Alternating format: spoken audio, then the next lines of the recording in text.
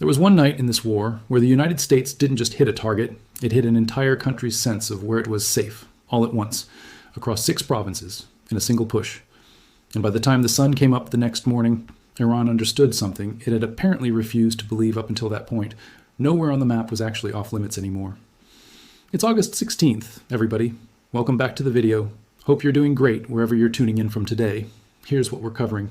We're going deep into the night. The United States military launched coordinated strikes across 6 separate Iranian provinces in a single operation.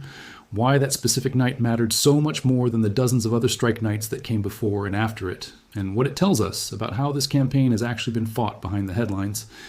Before we get into the breakdown, stick around, because about 3/4 of the way through the video we're heading over to the Global Desk Roundup, and there's a fresh defense pact just signed between 3 major regional powers that almost nobody outside the defense world is talking about yet. So stay tuned for that. Let's set the scene, because context matters enormously here. By the time this particular night rolled around, the United States had already been striking Iran for 13 consecutive nights straight. 13. Think about what that actually means logistically for a second. That's not a single big splashy operation with a name and a press conference. That's a sustained campaign, night after night, tasking aircraft, coordinating with intelligence, cycling through target lists, keeping pressure on continuously while the rest of the world watched a slow, grinding, relentless application of force that most casual news consumers only caught in fragments. And on this particular night, the 13th one, CENTCOM decided to stop being surgical about it in the narrow sense and go wide. The official CENTCOM statement, when it came out, said the strikes targeted Iranian military command centers, drone storage facilities, communication networks, coastal surveillance sites, and maritime capabilities. Read that list again slowly, because every single word in it is doing a lot of work. Command centers meaning the actual brains coordinating Iran's response. Drone storage meaning the physical stockpile Iran had been relying on to keep its cheap and plentiful drone strategy running. Communication networks meaning the nervous system connecting all of it together. Coastal surveillance meaning Iran's eyes on the Strait of Hormuz itself. And maritime capabilities meaning the boats, the fast attack craft, the systems Iran uses to actually project whatever control it claims to have over that waterway. This wasn't a strike against a single facility. This was an attempt to simultaneously blind, deafen, and disarm an entire regional command structure in one night. And it worked in the sense that it landed everywhere at once. Iranian officials confirmed a strike on the southwestern province of Khuzestan, specifically around the city of Ahvaz, that killed at least 4 people, according to the province's deputy governor, who described it in a statement to Iranian state media as a missile attack on areas around the city. 5 more were wounded in that same strike. But Khuzestan wasn't alone that night. Iranian media reported explosions in 6 other provinces on top of that, including Loristan, up in the western part of the country, and Hormozgan, down along the coast, the same province that's home to Bandar Abbas, and sits directly along the Strait of Hormuz. That's not 2 or 3 isolated strikes loosely connected by a news cycle. That's a coordinated single-night operation stretching from the western mountains all the way down to the southern coastline, hitting infrastructure in provinces that, in some cases, are separated by hundreds of miles from each other. Think about the coordination that takes. You're not just launching one strike package and calling it a night. You're synchronizing multiple flights, multiple target sets, multiple munitions types, across a stretch of geography roughly the size of some entire European countries, all designed to land in the same general window so that Iran's air defense network, its command structure, and its ability to reposition assets in response gets overwhelmed everywhere at the exact same time, instead of being able to react to one strike and shift resources to protect the next likely target. That's not brute force. That's precision applied at scale, and it's a very different animal than a single headline-grabbing strike on one high-value target. Think about the coordination that takes. You're not just launching one strike package and calling it a night. You're synchronizing multiple flights, multiple target sets, multiple munitions types, across a stretch of geography roughly the size of some entire European countries, all designed to land in the same general window so that Iran's air defense network, its command structure, and its ability to reposition assets in response gets overwhelmed everywhere at the exact same time, instead of being able to react to one strike and shift resources to protect the next likely target. And that's not brute force. That's precision applied at scale, and it's a very different animal than a single headline-grabbing strike on one high-value target. Let's talk through what actually goes into planning something like this, because I don't think people appreciate how much has to line up for a 6-province night to work. You need real-time intelligence confirming that targets in multiple provinces are still active and worth striking at the exact moment the package launches, because a command center that got relocated 2 days earlier is a wasted sortie and a wasted munition. You need enough tanker support to keep strike aircraft fueled across a mission profile that might stretch hundreds of miles between target sets. You need electronic warfare assets positioned to suppress or confuse whatever air defense radar Iran still has functioning in each of those provinces simultaneously, because if you only jam the defenses protecting Khuzestan and leave Loristan's air defense network fully alert, you've just told Iran exactly where your next strike isn't going to be. And you need a strike sequencing plan precise enough that 6 separate target sets in 6 separate provinces all get serviced inside a window tight enough that nobody on the Iranian side has time to reroute assets from an unaffected province to reinforce one that's already under attack. That's not a decision somebody makes over dinner. That's weeks, sometimes months of intelligence collection, target validation, and mission planning, all converging on a single night that from the outside just looked like another entry in a long list of strike headlines. CENTCOM was blunt about the why behind it too. The strikes, they said, aim to hold Iran accountable and diminish threats from the Islamic Revolutionary Guard Corps to commercial shipping. Because, remember, this entire stretch of the war had been playing out against the backdrop of the Strait of Hormuz fight, the same fight we've covered extensively on this channel, the blockade, the wall of steel, the tankers getting redirected and disabled and boarded. The U.S. military's position throughout has been consistent. The strait remains open for transit. Commercial vessels continue to navigate with military support, full stop. The IRGC's position has been just as consistent on the other side of it. They control the waterway, and safe passage only happens through coordination with Iran. 2 completely incompatible claims about the same 21-mile wide stretch of water, and this 6-province night was, in a lot of ways, the United States deciding to settle that argument through direct action against the infrastructure Iran needed to make its claim credible in the first place. Because here's the thing about coastal surveillance sites and maritime capabilities specifically. Those aren't abstract military targets. Those are the literal eyes and hands Iran uses to track vessels moving through the strait and threaten or intercept the ones it decides it doesn't like.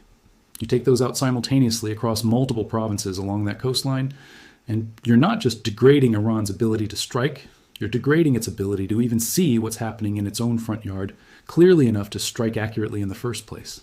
That's a fundamentally different kind of pressure than a single strike on a missile depot. It's closer to temporarily blinding an opponent mid-fight. Iran's response came fast, and it came wide, mirroring the exact shape of what had just been done to it. Within roughly a day, Iran's military said it launched a new wave of drone attacks targeting U.S. military facilities in Bahrain, Kuwait, and Jordan simultaneously. Not one country, 3. In a statement carried by Iran's own state media, the army said it used drones to hit fuel storage tanks, equipment warehouses, and troop living quarters at Sheikh Issa Air Base in Bahrain. Separately, it claimed to have struck aircraft hangars, maintenance facilities, and accommodation sites at the Muwafaq Salti Air Base in Jordan. The IRGC went further, claiming it had specifically targeted and destroyed an intelligence data center belonging to a major American tech company operating in Bahrain, though notably neither the company nor Bahraini authorities ever confirmed that particular claim, which tells you something about how much of Iran's retaliatory messaging leans on unverifiable assertions dropped into state media and left to spread on their own momentum. Notice the pattern in that retaliation too, because it's a pattern we've talked about on this channel before, with almost everything Iran does in this conflict.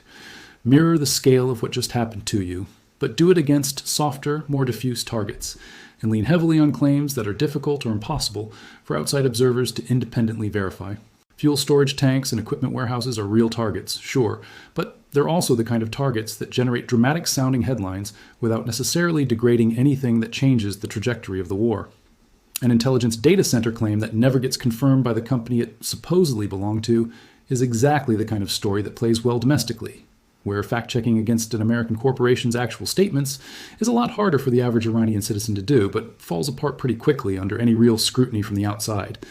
But here's where the story gets genuinely interesting, because the actual defensive numbers tell a completely different story than Iran's retaliation rhetoric did. Bahrain's defense forces put out a statement confirming their air defense systems intercepted several of the Iranian attacks, and they didn't hold back on characterizing what Iran had just done, calling the deliberate targeting of civilian and private property a flagrant violation of international humanitarian law. Jordan's army reported intercepting and downing 7 Iranian missiles and 6 drones in that same window. 7 missiles and 6 drones stopped, in a single country, in a single retaliatory wave. And Kuwait got hit with yet another separate strike package on top of everything else, with Kuwaiti military confirming its air defenses were actively engaging Iranian drones and missiles as Iran's army specifically targeted Ali al-Salem Air Base, a facility used by U.S. forces in the country. So walk through the actual box score here, because numbers don't lie even when the propaganda around them tries to The United States executed one highly coordinated night across 6 Iranian provinces and achieved its stated objective of degrading command, communication, and maritime targeting infrastructure. Iran, in response, launched a scattered multi-country retaliation that got substantially intercepted by layered air defenses across 3 separate host nations, causing property damage and reported casualties, but failing to meaningfully degrade anything on the American side of the ledger. That's not a symmetrical trade. That's one side executing a plan and the other side reacting to it. And reaction, by definition, means you've already lost the initiative. There's a term for this kind of asymmetry in military planning circles: tempo. Whoever sets the tempo of a conflict, whoever forces the other side to spend its energy reacting instead of acting, ends up controlling the overall shape of the fight, even when the raw casualty numbers or damage totals look roughly comparable on paper. That 6-province night was, in the purest sense, the United States seizing tempo. Iran didn't get to choose when the pressure arrived, or where it landed. It only got to choose how it responded after the fact. And even that response, spread across 3 separate countries in a matter of roughly a day, ran straight into layered air defense networks that had clearly been positioned and rehearsed for exactly this scenario long before Iran's drones ever left the ground. When Jordan can casually report intercepting 7 missiles and 6 drones in a single wave without it becoming the lead story of the week, that tells you just how mature these regional air defense partnerships have become over the course of this war, and how much of Iran's retaliatory capability is being absorbed before it ever reaches a target that matters. This is also right around the moment where the rhetoric out of Washington started shifting into a different gear entirely. President Trump, speaking to reporters just around the same window, said he may launch the largest strikes on Iran yet, describing what he was weighing as potentially bigger than anything that had come before it in this entire conflict. "I am close to making a decision," he said. "We are all set for it." That's not a president speaking in hypotheticals. That's a president describing a plan that's already sitting on the table, fully prepared, waiting on a final call. And Iran's own foreign minister wasn't exactly de-escalating the temperature either, warning publicly that what he called mindless aggression would see the American side pay what he described as a heavier price for any eventual deal, while separately promising an eye for an eye in response to any future strikes on Iranian infrastructure. Washington's response to that framing was about as blunt as diplomatic language gets in public, with Secretary of State Marco Rubio characterizing the actual American approach, not as an eye for an eye at all, but as a head for an eye. Read into that phrasing whatever you want, but it's not the language of a country looking to de-escalate, and it wasn't received as such in Tehran either, where state media spent the following days framing the exchange as further proof that Washington had abandoned any pretense of a negotiated off-ramp in favor of pure, sustained pressure. And the ripple effects from that single 6-province night didn't stay contained to the military side of the ledger either. This is the part that I think gets lost when people only follow the headlines about explosions and casualty counts. Global oil markets reacted almost instantly. Brent crude surged past $100 a barrel for the first time since May, a psychologically significant threshold that analysts had been watching for months as tensions in the region kept climbing. Energy analysts pointed out that much of the world's spare production capacity had already been absorbed by this point in the conflict, and that strategic and commercial oil inventories globally were sitting lower than they'd been when the war first started back in February, which left markets with far fewer buffers to absorb a prolonged supply disruption centered on one of the most important choke points on the planet. When you combine a shut-down adjacent Strait of Hormuz with rising tension in the Red Sea corridor at the exact same time, you're not looking at a regional story anymore. You're looking at a global energy story. And this particular night was one of the sharpest inflection points in that broader arc. Shipping insurers felt it just as fast as the oil markets did. War risk premiums on vessels transiting either the Strait of Hormuz or the Bab al-Mandeb corridor climbed sharply in the days following this stretch of the conflict. And once insurance underwriters start pricing a route as meaningfully more dangerous, that cost gets passed straight down the supply chain to everyone downstream of it, from the shipping company to the refinery to, eventually, the price at the pump in countries that have nothing directly to do with this war at all. That's the part of a 6-province night that never makes it into the casualty count, but ends up touching almost everyone on the planet in some small way, whether they've ever heard of Khuzestan or Hormozgan or not. Because it wasn't just Iran and its immediate neighbors catching strikes that week either. Yemen's Houthi movement chose that same general window to expand the confrontation even further, firing on 2 Saudi-flagged tankers transiting the Red Sea, which triggered broad international condemnation on top of the oil price spike that was already unfolding. The United Nations Secretary General, addressing the Security Council directly during this stretch, described the overall situation in about as stark terms as you'll ever hear from that podium, saying the world was teetering on the edge of the unimaginable, warning that one crisis feeds another and one escalation triggers the next. That's not diplomatic boilerplate. That's a direct acknowledgement from the very top of international diplomacy that this 6-province night and everything that cascaded out of it afterward wasn't an isolated military event. It was a pressure point that pushed an already fragile regional balance several steps closer to something nobody in that room actually wanted to see happen. Think about what it takes for something like that to draw a direct Security Council warning in the first place. This is a body that, frankly, tends to move slowly and speak in carefully hedged language even when things are objectively bad. For the Secretary General to stand up and use a phrase like teetering on the edge of the unimaginable tells you the people with the widest possible view of this entire regional picture, the diplomats and analysts tracking every front simultaneously, genuinely believed this specific stretch of escalation carried a real risk of spiraling beyond anyone's ability to control it. That's a different category of concern than the routine condemnations that get issued after almost every strike in this war. This one actually moved the needle at the highest levels of international response.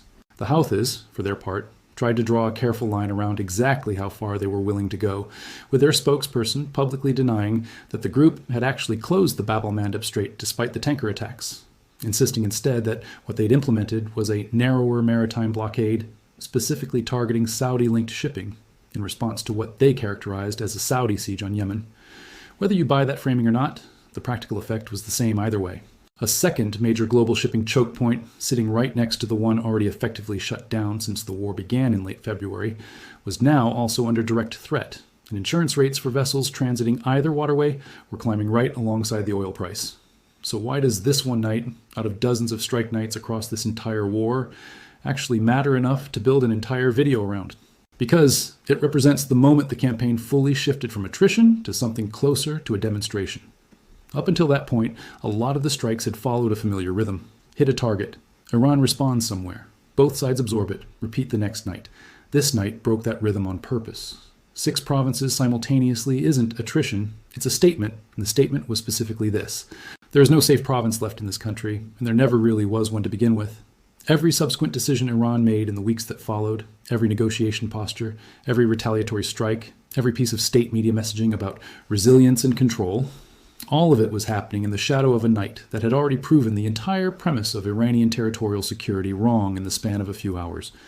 If this kind of breakdown is useful to you, drop a like on the video. It genuinely helps push this kind of deeper analysis in front of more people instead of just another surface-level headline recap. And if you were following this war closely back when this actually happened, let me know in the comments what you remember about that stretch of the conflict.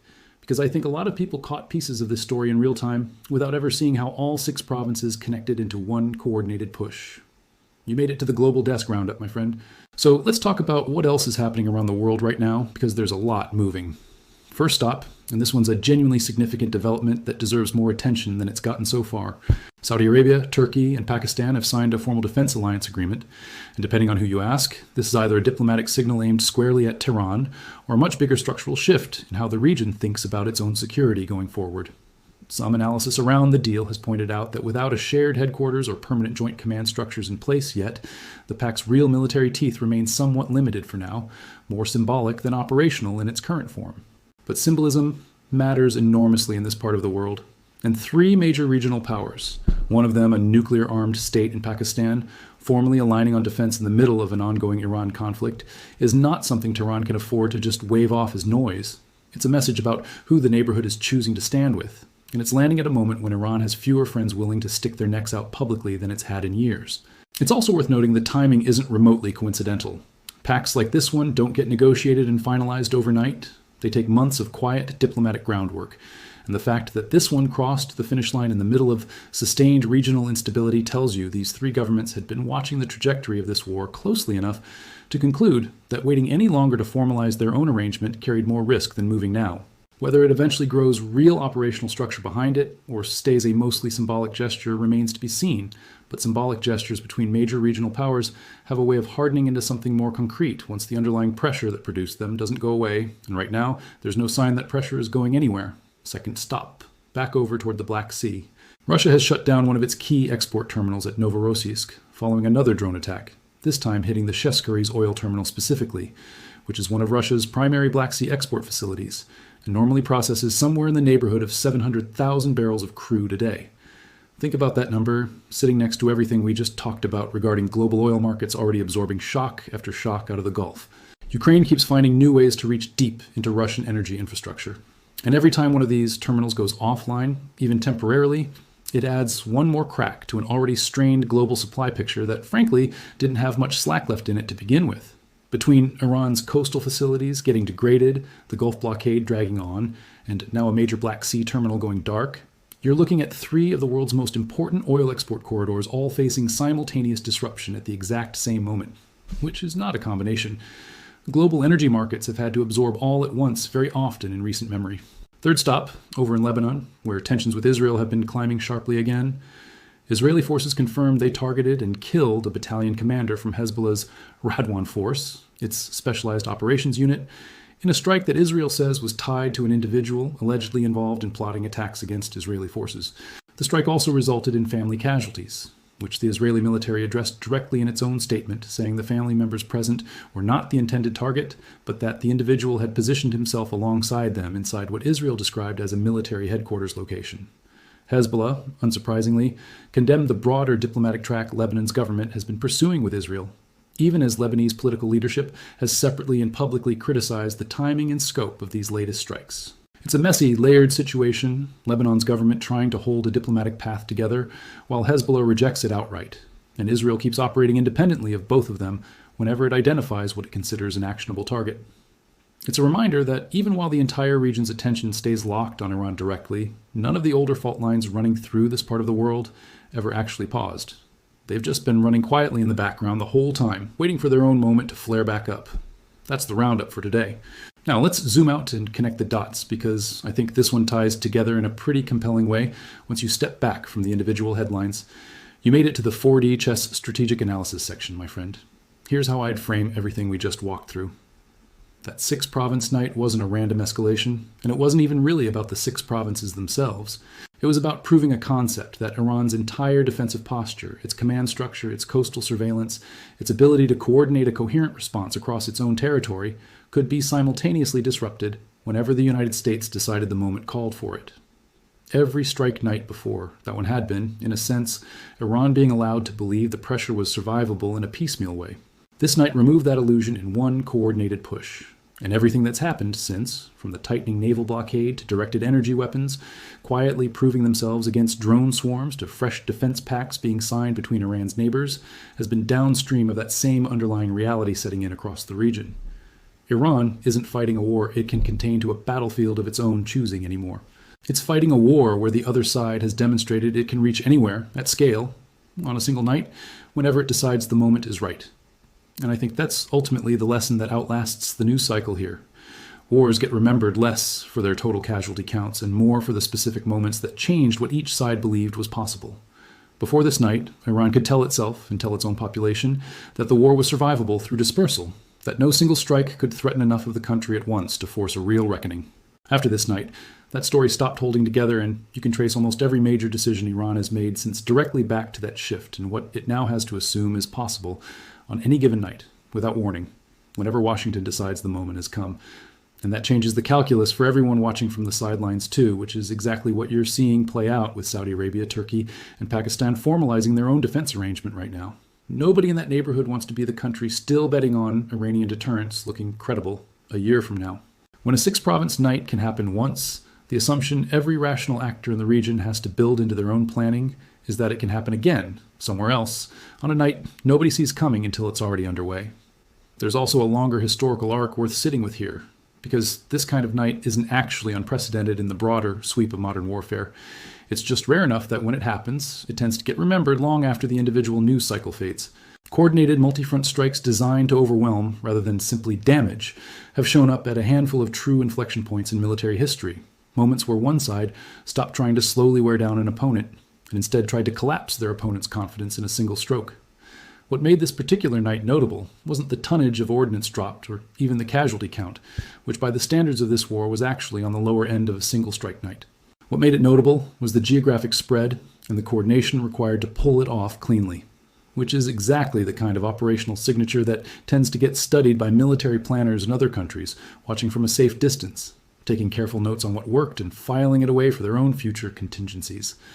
There's also a quieter signal buried in all of this worth sitting with before we wrap up. and it's one that I think outlasts almost everything else we've covered tonight. Wars like this one don't usually end with a single decisive battle anymore. They end when one side's underlying theory of how to win stops making sense even to the people running it.